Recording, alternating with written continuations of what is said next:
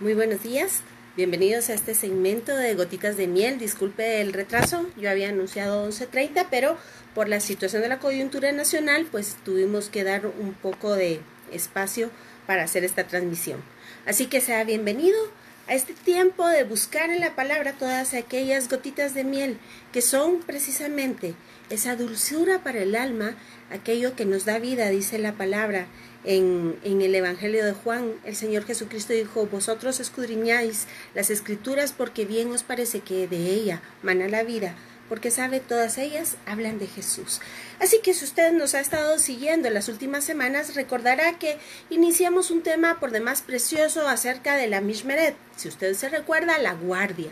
Nos quedamos hablando de la tercera y la segunda guardia y tenemos pendiente, guardadito un momentito en el cajón, la primera guardia. Pero es que era imperante tomar este tema porque sabe usted que esta semana precisamente estamos a punto de conmemorar precisamente la fiesta de Shavuot, Semanas o Pentecostés.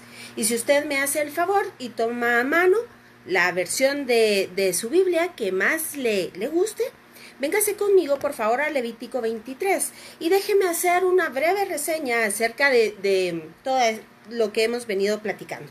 Acuérdese usted que las fiestas de Santa Convocación son aquellas sobre las cuales se recuesta toda la profecía bíblica. Así que, si usted nos ha seguido, recordará que Pesaj o Pascua conmemora precisamente aquella salida de Egipto con mano poderosa de la cual Dios, el Dios de Israel, los sacó. Acuérdese usted que era necesario, era menester poner la sangre del cordero sacrificado en los postes y ventanas para que se hiciese pesaje, es decir, el destructor no pasara tomando la vida de los primogénitos de cada familia del pueblo de Israel. Esto como una clara prefiguración de Jesucristo nuestro Mesías, quien murió en una cruz. Posteriormente, las instrucciones en Éxodo 12 son conmemorar la noche de Pesaj, panes sin levadura. Si usted se recuerda, hemos platicado aquí ampliamente acerca de estos 3 días y estas 3 noches, las cuales dieron un cumplimiento profético en Jesucristo, y fue tal y como lo había profetizado, pues 3 días y 3 noches pasó en el vientre de la tierra nuestro Señor. Eso sí, por supuesto, sabemos que la muerte no pudo retenerle y precisamente en la fiesta de primicia de los primeros frutos, nuestro Señor salió de la tumba, resucitó. Por supuesto, esto tiene una implicación. Para nosotros también es una prefiguración. Recuérdese que el Señor Jesucristo es la primicia y por supuesto nosotros vamos inmediatamente después. Así que de la misma manera dice el libro de Hebreos que Él nos sacó de las garras de la potestad de la muerte. Esto era una figura en Egipto, del mundo, del pecado, de la muerte y de Satanás. Por supuesto, el pueblo de Israel pasó 3 días para encontrarse con el mar, ¿se recuerda usted? Y en una aflicción terrible escuchaba el galope de los caballos de Faraón que venían detrás de él. Pero sabe, esto mismo era también una prefiguración a esos 3 días de panes sin levadura que cumplió nuestro Señor Jesucristo en el vientre de la tierra. Y por supuesto, de una manera muy figurativa, el mar se abre y nace la nación de Israel. Esto también anunciando precisamente ese momento glorioso de la resurrección de nuestro Señor Jesucristo. Y luego Pablo nos explica que si fuimos nosotros crucificados juntamente con Él, identificados en su muerte, de la misma manera en su sepulcro y por supuesto resucitaremos con Él. Así que todo esto habla de usted y de mí también. Y por eso hoy nos tiene... estamos centrados en el libro de Levítico capítulo 23 y vamos a empezar a leer a partir del versículo 10. Esto ya lo explicamos con antelación, pero nos vamos a poner en contexto y hoy vamos a platicar acerca de la cuenta de Homer y por supuesto Pentecostés. Así que acompáñeme a la lectura, por favor, y dice así: Levítico 23, comencemos del 9, por favor. Y habló Jehová a Moisés diciendo: habla a los hijos de Israel y diles: cuando haya Cuando hayáis entrado en la tierra que yo os doy y seguéis humieis, traeréis al sacerdote una gavilla por primicia de los primeros frutos de vuestra siega, y el sacerdote mecerá la gavilla delante de Jehová, para que seáis aceptos el día siguiente del día de reposo, la mecerá. Esto como una clara prefiguración, por supuesto, de la resurrección de nuestro Señor Jesucristo. Ya usted puede consultar, si es de su interés, en los videos de @inst.elolivo, y ahí usted podrá ver todo lo que hemos platicado, cómo se cumplen precisamente estos 3 días y 3 noches, y cómo tal y como el Señor Jesucristo lo había anunciado y los profetas lo habían anunciado, resucita precisamente en el día estipulado. Así que venga conmigo por favor al versículo 12 y dice: y el día que ofrezcáis la gavilla ofreceréis un cordero de 1 año sin defecto en holocausto a Jehová. Su ofrenda será 2/10 de efa de flor de harina amasada con aceite, ofrenda encendida a Jehová en olor gratísimo, y su libación será de vino, la 1/4 parte de 1 hin. No comeréis pan, ni grano tostado, ni espiga fresca hasta este mismo día, hasta que hayáis ofrecido la ofrenda de vuestro Dios. Estatuto perpetuo es por vuestras edades en donde quiera que habitéis. Y vea aquí, empieza la descripción de la cuenta de Homer. Y contaréis desde el día que sigue al día de reposo, en este caso es Shabbat, no es Shabbatón, sino es Shabbat, desde el día en que ofrecisteis la gavilla de la ofrenda mecida, 7 semanas cumplidas serán. Así que debemos de tener en mente que esto era una prefiguración en el Antiguo Testamento acerca de Jesucristo. ¿Cómo lo cumplió? Pues ya platicamos que esto habla de su resurrección. Así que nos está diciendo que inmediatamente después de su resurrección empecemos esta cuenta. Vea usted qué importante, y usted va a entender. Y dice así, vea usted otra vez versículo 15, y contaréis desde el día que sigue al día de reposo, desde el día en que ofrecisteis la gavilla, esto es la primicia, de la ofrenda mecida, 7 semanas cumplidas serán. Es decir, había que contar eso, 7. Y recuérdese usted que el 7 no nos habla nada más de un número, sino que esto, en el sentido de la gematria, nos da un mensaje. ¿Qué mensaje es? Pues déjeme contarle que el 7 precisamente es un número que habla de completitud aquí sobre la tierra. Esto se deriva de la raíz shava, que quiere decir juramento. Así que estamos viendo que Dios está hablando acerca de un juramento, pero usted y yo hoy vamos a descubrir de qué juramento se trata. Así que versículo 16. Hasta el día siguiente del 7º día de reposo contaréis 50 días. Entonces ofreceréis el nuevo grano a Jehová. Vea usted, nos habla del número 7 y nos habla del número 50. Y es conveniente saber qué quiere decir 50. Pues déjeme contarle que precisamente aquí, si caminamos un poquito más, en Levítico nos habla justamente del año del jubileo. Y vea usted la similitud de términos. El año del jubileo es un año, el año 50, en el cual se devolvían todas aquellas propiedades a su dueño original. Por alguna razón se había perdido la propiedad, pues el año 50, el año Yobel o de jubileo, eran regresados todos los bienes. Era un año de libertad a los presos, era un año de libertad a los esclavos, era un año de gozo, de paz, de esperanza, de bien. Así que vea usted la similitud. ¿Y sabe cómo se contaba? Pues precisamente en cuenta de 7 y 7 años. Déjeme contarle que 6 años se descansaba y el 7º era el año Shemitah o año de reposo. Vea cómo Dios trabaja con los mismos esquemas. Y así se hacen 7 cuentas de 7 que dan 49, y el número 50 es el Yobel o el año grande del jubileo. Porque en estos años Shemitah pues también se reposaba de todas las acciones, se comía del fruto de la tierra, y es una cosa hermosa porque el Señor da provisión para este año precisamente. Así que vea usted ¿Cómo el 50 nos habla entonces de libertad, de regresar a lo que es nuestro? ¿Y sabe usted qué es lo nuestro? ¿A dónde nos regresa el Señor? Pues precisamente delante de su presencia, para que podamos habitar con Él cara a cara. Y usted verá que esta precisamente es la promesa que el Señor le da a su pueblo, y vamos a descubrir si eso está vigente para el día de hoy. Así que continúe conmigo y vamos a encontrar esa riqueza de Pentecostés. Versículo 17. De vuestras habitaciones traeréis 2 panes para ofrenda mecida, que serán de 2 décimas de efa de flor de harina, cocidos con levadura. ¿Se recuerda usted que en Pesaj era importantísimo que la masa no se leudara? Porque precisamente era figura de Jesucristo. Él es el Adán Kadmón, el Adán perfecto. Él es Dios hecho hombre, así que no podía ni siquiera en aquello que le representase que hubiese alguna figura de pecado. Pero si usted ve acá, nos está hablando de presentar 2 panes leudados. ¿A qué se refiere esto? Vea conmigo. Y dice, como primicia para Jehová, y ofreceréis con el pan 7 corderos de 1 año sin defecto, 1 becerro de la vacada y 2 carneros serán holocausto a Jehová, con su ofrenda y sus libaciones, ofrenda encendida de olor grato para Jehová. Ofreceréis además un macho cabrío por expiación y 2 corderos de 1 año en sacrificio de ofrenda de paz.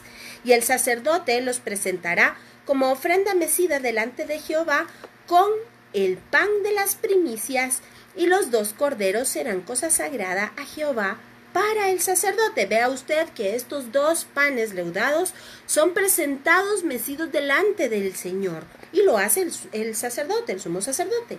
Convocaréis en este mismo día santa convocación, ningún trabajo de siervo haréis. Estatuto perpetuo donde quiera que habitéis por vuestras generaciones. Así que, vea el versículo 22. Cuando segareis la mies de vuestra tierra, no segaréis hasta el último rincón de ella, ni espigarás su siega para el pobre, ni para el extranjero la dejarás, yo, Jehová, vuestro Dios. Vea toda la riqueza que encontramos acá.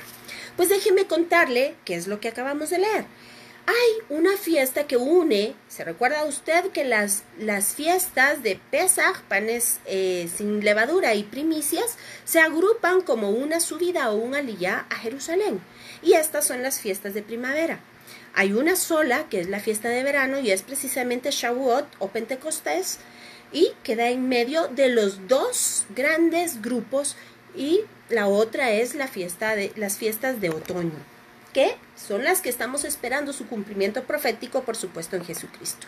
Pero resulta ser que Dios hizo un puente entre las fiestas de primavera y la fiesta del verano, y esto se llama la cuenta de Omer. Se cuentan, tal y como lo habíamos leído, 7 semanas, es decir, 7 días por 7 semanas son 49 días más 1. 50, ya platicamos del significado de esto.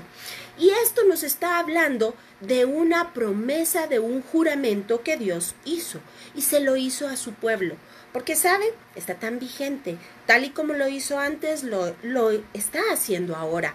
Es Él, dice Jesucristo, quien nos atrae hacia sí. No somos nosotros los que caminamos hacia Sinaí, sino que es Él el que nos atrae. Es Él el que por misericordia se entregó por nosotros y envía a su Espíritu Santo para que de verdad en nuestro corazón sintamos la necesidad de tenerlo a Él. Así que vamos a ver de qué se trata todas estas promesas hermosas. ¿Qué promesa será tan importante para que Dios se tome el tiempo de contar 50 días y contarlo con nosotros? ¿Qué promesa puede ser tan hermosa para que nosotros nos tomemos el tiempo de ir a buscarlo? ¿Serán leyes que van a estar en contra de nuestro bienestar? ¿De qué se trata? Véngase conmigo, por favor, ahora a Éxodo 19, y aunque este pasaje lo hemos leído varias veces, hoy vamos a tener otra connotación. Y dice así, Éxodo 19:5. Ponga mucha atención. Ahora pues, si dieres oído a mi voz y guardares mi pacto, vosotros seréis mi especial tesoro. Es decir, esto es un pacto, es algo inquebrantable. Y dice el Señor que Él quiere que nosotros seamos su especial tesoro sobre todos los pueblos, porque mía es toda la tierra. Pero ponga atención a la segunda parte. Y dice, y vosotros me seréis un reino de sacerdotes y gente santa. Estas son las palabras que dirás a los hijos de Israel. Esto es previo a la entrega de la Torá en Sinaí.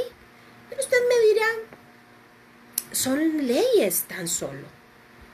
Si usted nos ha estado siguiendo, usted sabe la importancia de esas leyes que se anidan ahora en nuestro corazón. Este es el nuevo pacto. Pero ¿por qué son tan importantes estas leyes? Pues Jesucristo mismo nos dijo que si nosotros lo amamos, cumplimos sus leyes. Y sabe, también vimos la semana pasada que ninguna cosa inmunda podrá entrar a la Nueva Jerusalén, porque este es precisamente el estatuto, o esta es la constitución, tal y como pasa con nuestra nación, con la República de Guatemala, tiene una constitución y todos, absolutamente todos, somos inferiores o estamos sujetos a nuestra constitución. De tal manera será en Apocalipsis 21, cuando nos describe la Nueva Jerusalén. Y fíjese que es precisamente la Torá la que marca esa constitución y esas reglas. Pero déjeme contarle otra cosa además. Resulta ser que esto que está descrito en Éxodo 19 es ni más ni menos que la boda del Señor con Israel. Y entonces el libro de las promesas de esa boda se llama Ketubá. Y usted seguramente ya sabe que es precisamente la Biblia. En aquel entonces era toda la Tanaj, pero hoy sabemos que va desde Génesis hasta Apocalipsis. Así que lo que usted tiene entre sus manos es el contrato nupcial que Dios hizo con todas las promesas. Pero todavía hay más. Y fíjese usted que primero es Él el que empeñó su palabra para darle una promesa realmente, dice Hebreos, no habiendo por otro mayor por quien jurar, juró por sí mismo y empeñó su palabra que ciertamente sería bendición, seríamos de bendición. Y esto, si usted se recuerda, la palabra bendición quiere decir injerto. Así que Él nos está diciendo, seréis mis hijos, y es lo que acabamos de leer en precisamente Éxodo 19. Así que la Biblia no se contradice en ninguna manera. Pero fíjese usted que aquí, usted seguramente se sabe toda la historia bíblica, se recordará que luego Moisés estuvo 40 días y 40 noches en el monte viendo a Dios cara a cara, y ahí le entregó precisamente los mandamientos y toda la ley, o la enseñanza, la instrucción, traducido de una mejor manera. Y mientras tanto, el pueblo abajo hacía una fiesta para Jehová, entre comillas, porque repetía un rito pagano egipcio. Acuérdese usted que cuando descendió Moisés y vio esto, se enojó de tal manera, y ya Dios se lo había dicho: baja y ve el pueblo, ese pueblo que está desobedeciéndome. Así que ellos en estas circunstancias solo veían externamente en tablas de piedra esa ley que describe a Jesucristo. Acordémonos que esa ley es ni más ni menos que el carácter de Jesús, el carácter de Dios revelado para nosotros. Y por eso la palabra dice que nosotros debemos de todos los días procurar ser como Jesús, que Jesús mismo dice que guardemos sus palabras, que vivamos dentro de ellas, porque esto nos lleva a ser como a la estatura del varón perfecto. Tal es la razón por la cual Romanos dice que el motivo de la ley es Cristo, el objeto de la ley es Cristo. Así que si este es nuestra ketubá, es nuestro contrato matrimonial, si esta es la promesa, es la declaración que Dios hizo, el juramento que Dios nos hizo, ¿cree usted que será importante? Pues hoy lo vamos a descubrir. Así que véngase entonces conmigo, por favor, a Deuteronomio y tenga en mente lo que hablamos acerca de estos dos panes que son mecidos delante del Señor, mecidos por el sumo sacerdote. Y recuérdese que son panes leudados. Así que véngase conmigo, por favor, a Deuteronomio 29 y vea la sorpresa que hay acá. Dice así: Deuteronomio 29, versículo 14 y 15. Pongan mucha atención. Esto es el pacto del Señor con Israel y están, fíjese, en ese momento de la entrega de la Torá. Y vean lo que dice el Señor. Vamos a comenzar en el versículo 13 y dice, para confirmarte hoy como su pueblo. Vea la razón por la cual Dios le está entregando la Torá al pueblo. Y dice, para confirmarte hoy como su pueblo y para que Él te sea a ti por Dios, de la manera que Él te ha dicho, que Él te ha jurado. Es decir, que todo esto se trata de que Él sea nuestro Dios y nosotros su pueblo. Porque recuérdese usted que como leímos la semana pasada, en un par de capítulos atrás, el Señor no puede estar donde hay pecado e inmundicia. Así que Él manda por medio de su instrucción a que vivamos santamente para que Él pueda habitar en medio de su pueblo, en medio de la alabanza de su pueblo, que pueda, como en el tabernáculo, morar entre sus hijos. Así que ni más ni menos es lo que está diciendo aquí. Y vea el versículo 14. ¿Será que le está hablando solo a Israel? Si usted hace memoria, salió Israel y salieron muchos egipcios y de otras tribus y de otras lenguas junto con ellos en el éxodo de Egipto. Ponga atención, versículo 14, y dice, y no solamente con vosotros hago yo este pacto, este juramento, sino con los que están aquí presentes hoy, con nosotros delante de Jehová nuestro Dios, y con los que no están aquí hoy con nosotros. ¿A quién cree usted que se refiere ese versículo glorioso? Pues definitivamente es a usted y a mí, a quien nos toma en cuenta para este pacto, porque ciertamente el Señor le había dicho a Abraham que de él tomarían nombre todas las familias de la tierra, que él sería bendición para muchas naciones. Y veamos si esto es una cuestión nada más del Antiguo Testamento, de la Torá, o si esto mismo lo encontramos en el Nuevo Testamento. Y sé que probablemente será para usted un impresionante como lo fue para mí el día que lo descubrí. Quiero repetirle última vez este texto para que lo tengamos en mente, de Deuteronomio 29, versículo 14 y 15. Y no solamente con vosotros hago yo este pacto. ¿Qué pacto era? Que Dios nos será por Dios y nosotros por pueblo. Y dice, y este juramento, sino con los que están aquí presentes hoy, con nosotros delante de Jehová nuestro Dios, y con los que no están hoy con nosotros. Entonces, véngase inmediatamente conmigo, por favor, a Hechos capítulo 2, versículo 39. Y dice, porque para vosotros es la promesa, y para vuestros hijos, y para todos los que están lejos, para cuantos el Señor nuestro Dios llame. ¿Se da cuenta? Es exactamente lo mismo. Lo estamos leyendo en el libro de Hechos, precisamente en los primeros capítulos es donde se relata cómo descendió el Espíritu Santo en tiempo de Pentecostés. Y déjeme contarle que esto también ya estaba prefigurado en el libro de Esther. ¿Se recuerda cuando leímos Levítico 23? Dice ahí, y no ciegues todas las espigas, sino que deja para los pobres, para los huérfanos, para las mujeres.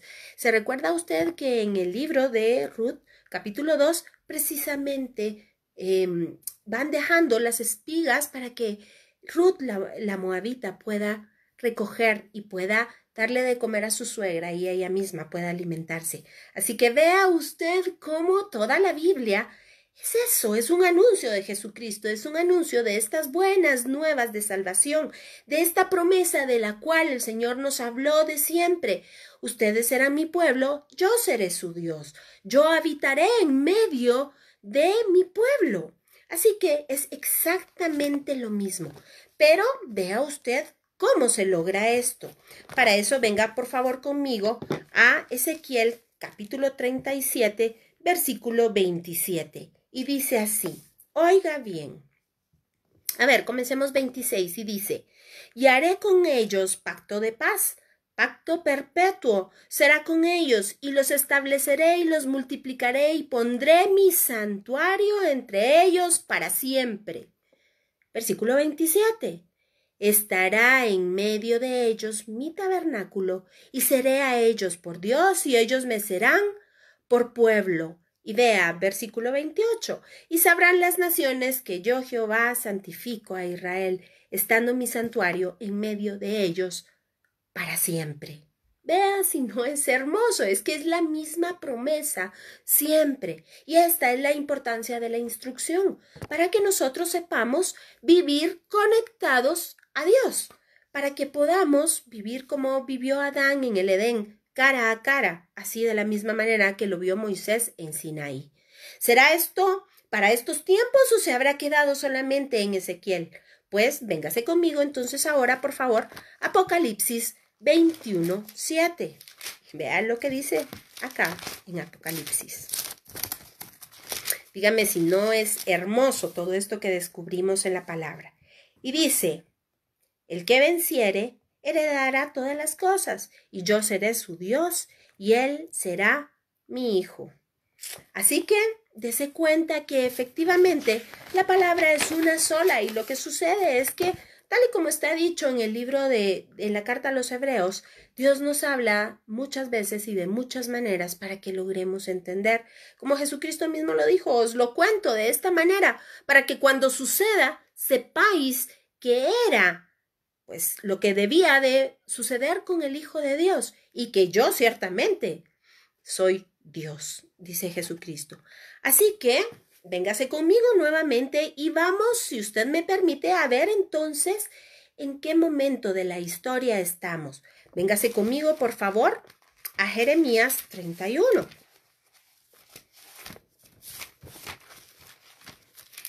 Véngase al versículo, por favor, 31. Y vamos a seguir leyendo. Dice así. He aquí que vienen días, dice Jehová, en los cuales haré nuevo pacto con la casa de Israel, con la casa de Judá. Vea usted, hablando de la casa de Israel, la casa de Judá, aquí nos hablan los gentiles, porque si usted se recuerda, en la dispersión de las 10 tribus de Israel, cuando fueron asediados por los asirios, y esto los dispersaron, se llaman por esta razón las 10 tribus perdidas, porque se asimilaron y se olvidaron de sus raíces, se olvidaron del Dios de Israel. Y déjeme contarle que muy probablemente, o seguramente nosotros venimos de la tribu de Efraín. Así que cuando habla acá de las dos casas, y cuando usted vea todo esto a lo largo de las escrituras, está hablando de usted y de mí.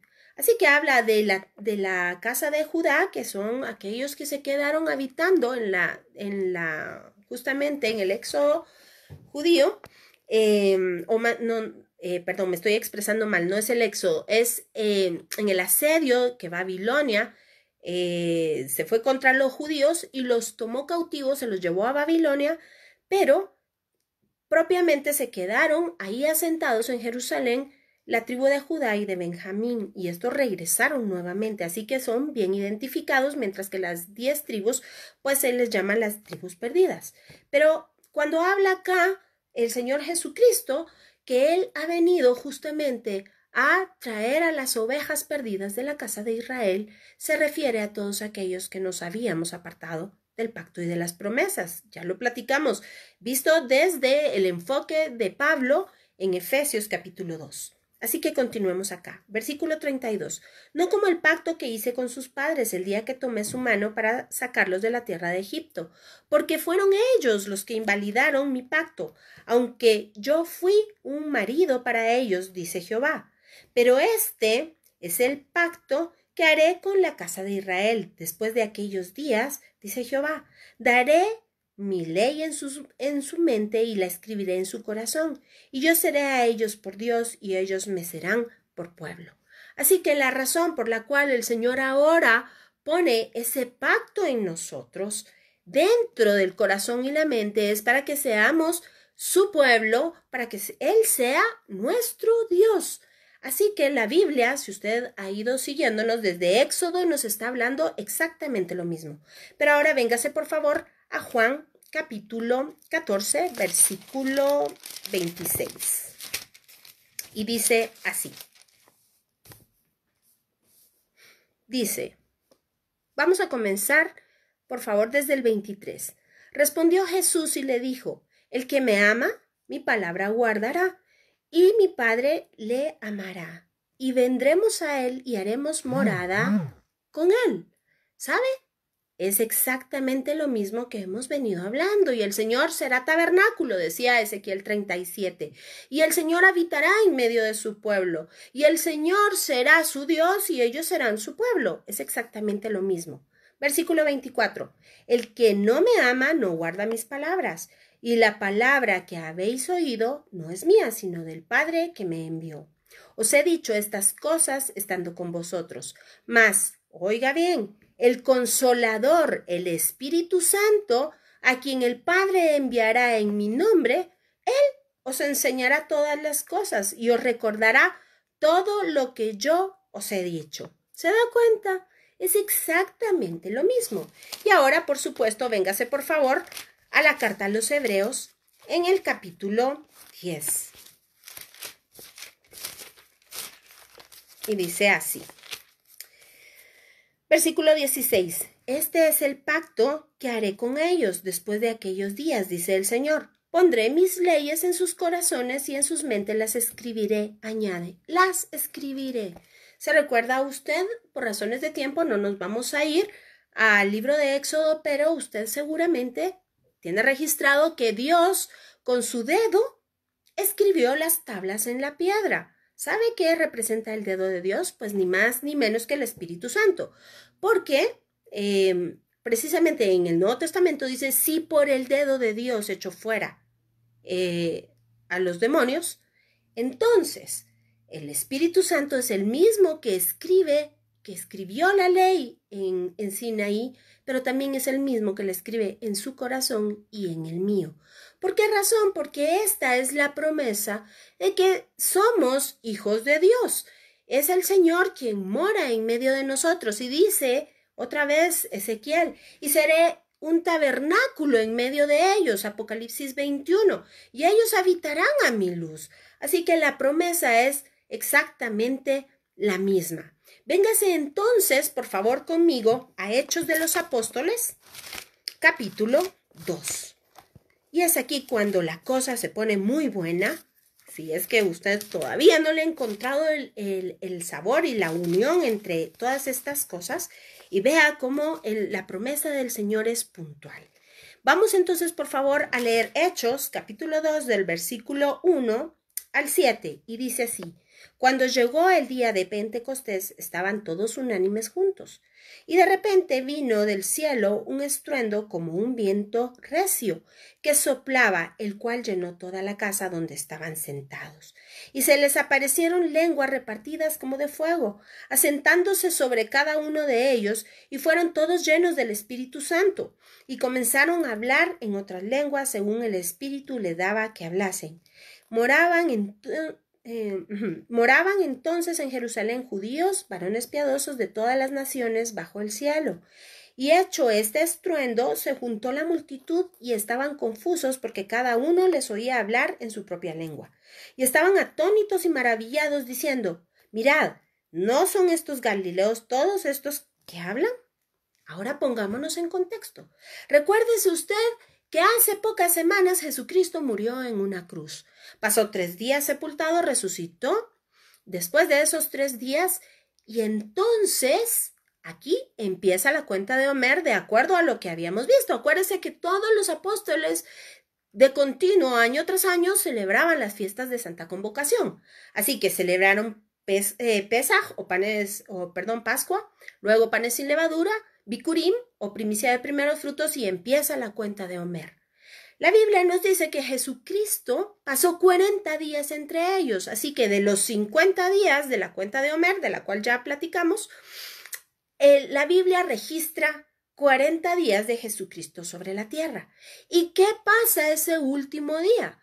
Pues en Hechos nos registra que todos lo ven ascender, pero no sin antes que el Señor les diera la promesa del Espíritu. Es decir, que ya solo tenían que esperar 10 días más para que viniese esto que acabamos de leer en el capítulo 2. Y sabe, porque ellos sabían acerca de todas estas señales que por supuesto estaban siendo un recordatorio, pero que además era una señal profética y escatológica de los tiempos que estaban por venir. Véngase conmigo, por favor, en el mismo capítulo, a los versículos del 14 al 21. Y dice así: Entonces Pedro, poniéndose en pie con los 11, alzó la voz y les habló diciendo: Varones judíos y todos los que habitáis en Jerusalén, esto os sea notorio y oíd mis palabras, porque estos no están ebrios, como vosotros suponéis, puesto que es la hora tercera del día. Mas esto lo dicho por el profeta Joel. Y es que, si usted puso atención, en los versos anteriores vimos que sucedió exactamente lo mismo que sucedió en Sinaí. El fuego, los truenos, la voz portentosa de Dios, el viento recio. Y haga la comparación con este capítulo 2. Pero veamos cuál es la razón de todo esto y qué nos va a explicar el apóstol Pedro. Y dice así, versículo 17, y esto estaba anunciado por el profeta Joel. Y en los postreros días, es decir, en los que usted y yo estamos, dice el Señor, derramaré de mi espíritu sobre toda carne, y vuestros hijos y vuestras hijas profetizarán, vuestros jóvenes verán visiones y vuestros ancianos soñarán sueños, y de cierto sobre mis siervos y sobre mis siervas en aquellos días derramaré de mi espíritu y profetizarán. Y daré prodigios arriba en el cielo y señales abajo en la tierra, sangre y fuego y vapor de humo. El sol se convertirá en tinieblas y la luna en sangre, antes que venga el día del Señor grande y manifiesto. Y ahora pasémonos, por favor, versículos 37 y 38. Nuevamente dice: Al oír esto, se compungieron de corazón y dijeron a Pedro, y déjeme hacer un paréntesis, y yo le suplicaría que usted lea, por favor, estos versículos que nos hemos salteado para que usted entienda de lo que vamos a platicar con mayor profundidad. Y dice así: y dijeron a Pedro y a los otros apóstoles, varones hermanos, ¿qué haremos? Versículo 38. Pedro les dijo: arrepentíos y bautícese cada uno de nosotros en el nombre de Jesucristo para perdón de los pecados, y recibiréis el don del Espíritu Santo. Y leeremos otra vez el versículo que ya habíamos leído, 39. Porque para vosotros es la promesa y para vuestros hijos, y para todos los que están lejos, para cuantos el Señor nuestro Dios llame. Así que vea usted que lo que hizo Pedro fue hacer un resumen acerca del Evangelio de Salvación. Les presentó ahí el Evangelio de Salvación para todos aquellos que estaban, judíos y gentiles. Por eso aquellos 2 panes que encontramos en Levítico 23, porque es para la casa de Judá y para la casa de Israel. Se recuerda que hemos platicado en situaciones anteriores que de 2 pueblos hizo uno, quitando toda aquella cantidad de leyes que no eran las leyes de la enseñanza de Dios, sino habían sido leyes impuestas por los hombres para dividir. Pero ¿cómo logramos esto? Pues ni más ni menos que a través de la sangre de Jesucristo. Véngase conmigo, por favor, a Mateo 26. Y va a disculpar si voy un poquito rápido, pero es por cuestiones del tiempo. Así que Mateo 26, 28, vea lo que dice acá. Porque esto es mi sangre, la sangre del nuevo pacto, que por muchos es derramada para remisión de los pecados. ¿Se recuerda que esto fue lo que expuso Pedro precisamente? El arrepentimiento es que el Espíritu Santo es lo primero que hace, una convicción de pecado, y continúa su obra en nosotros. Ahora, si usted me hace favor, véngase conmigo a Hebreos 13:20.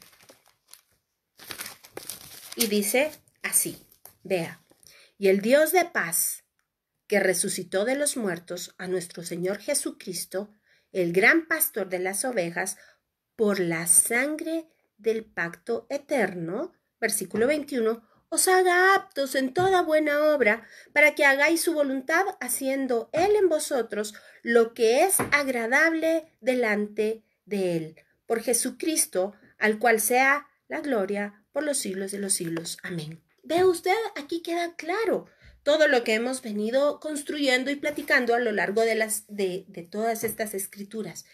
Y serán mi pueblo, y me serán un reino de sacerdotes, y me serán una nación santa, y habitaré yo en medio de ustedes, y yo seré a ustedes por Dios, y me serán por hijos.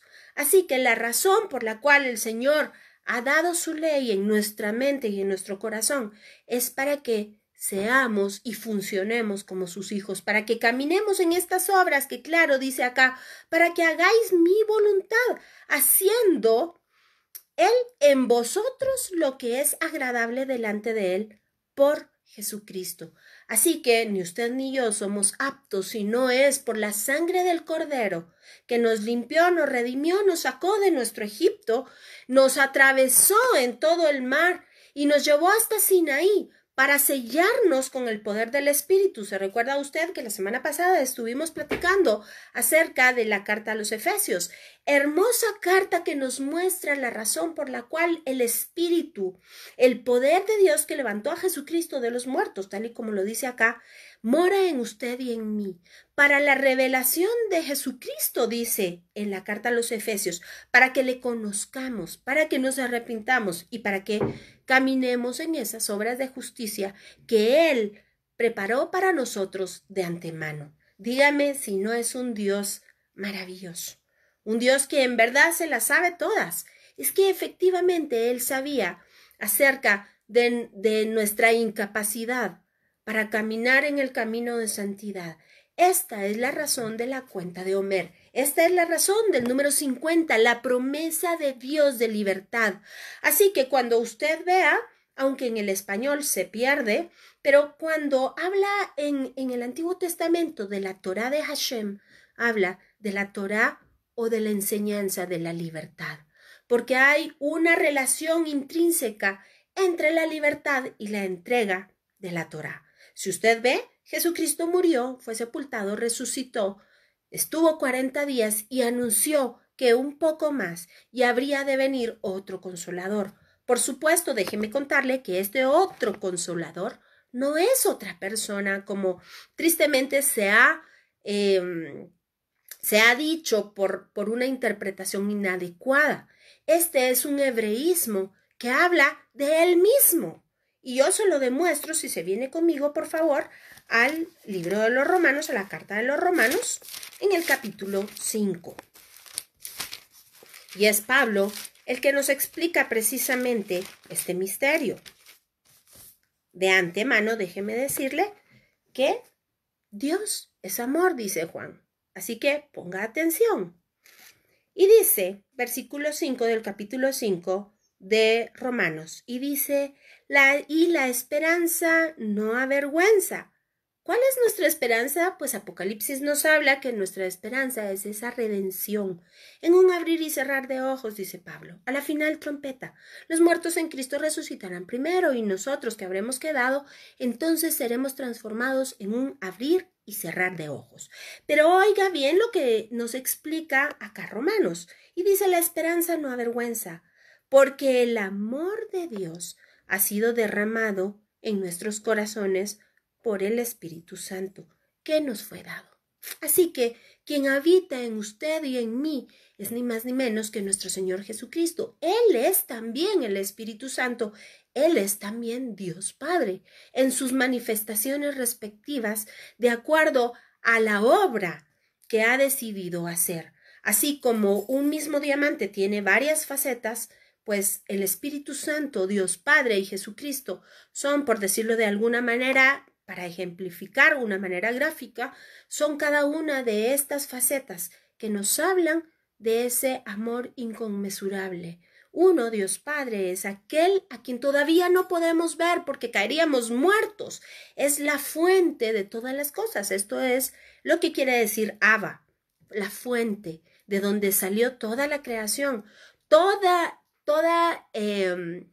¿cómo podría decirlo? Encuentro el español muy corto, se queda muy corto, pero es la magnitud de todo su poder y sabiduría, de la gloria, la totalidad, la completitud de quién es Dios, es el Abba. Jesucristo, como hemos hablado y lo hemos descubierto a través de toda la Biblia, es la corporalidad de ese Dios misericordioso que se despojó de su forma de Dios para venir a esta tierra y sabe, no matarnos a todos, porque delante del Padre no podemos estar, pero delante del Hijo sí. Y esa es la descripción que hace tanto Juan en el capítulo 1 como en la primera carta del mismo autor en el capítulo 1 también. Esto es lo referente, lo concerniente al Logos de Dios, lo que podemos ver, lo que podemos tocar, lo que nos fue manifestado, lo que nos fue revelado. Y el Espíritu Santo, usted y yo lo vimos la semana pasada, de acuerdo a la carta a los Efesios, es el poder de Dios que mora en nosotros.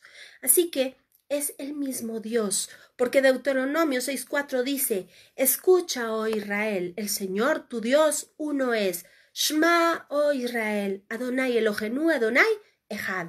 Uno, un solo Dios. Y usted y yo lo hemos dicho. Lo que sucede es que a veces quizá no logramos entenderlo. Pero véngase conmigo, por favor, a Romanos 8 ahora. Y veremos el versículo 11. Y dice así. Y el Espíritu de aquel que levantó de los muertos a Jesús mora en vosotros.